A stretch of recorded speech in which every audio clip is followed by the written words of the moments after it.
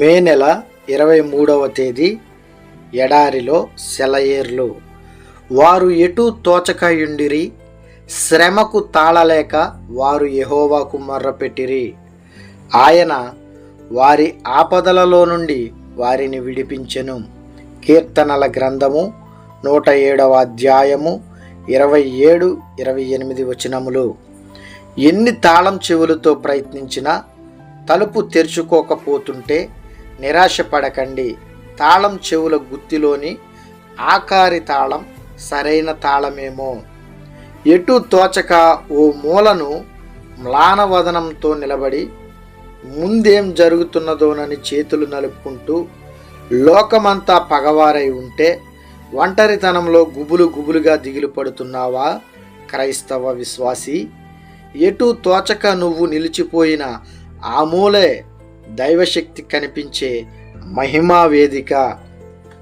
ఎటు తోచక ఓ మూలను దుర్భరమైన బాధ కాలుస్తుంటే, ఇక సహించలేనంటూ మనసు మూలుగుతుంటే నిలబడిపోయావా?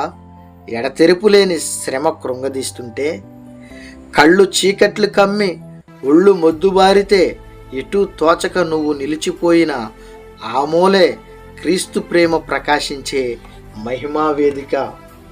ఎటు తోచక ఓ మూలను మొదలుపెట్టిన పని నిరర్థకమైపోతే, పూర్తి కాకుండా ఆగిపోతే, మనసు తనువు భారంతో కృంగిపోతే, పని పూర్తి చేయడానికి శక్తి కరువైతే, చేతుల్లో బలం లేక వణికితే, ఎటు తోచక నువ్వు నిలిచిపోయిన ఆ మూలే నీ భారాన్ని మోసేవాడు నిలిచి ఉన్నాడు.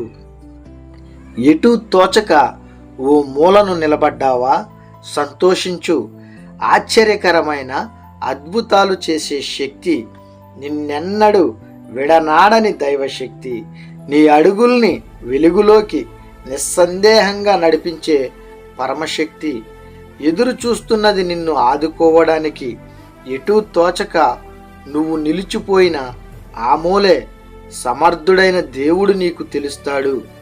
దేవుడి కొద్ది మంచి మాటలను మన హృదయంలో భద్రపరిచి వాక్యానుసారముగా దేవునికి ఇష్టమైన జీవితం జీవించులాగున ఆయన కృపలో మనల్ని బలపరిచి, భద్రపరిచి, స్థిరపరిచి, దీవించి ఆశీర్వదించునుగాక.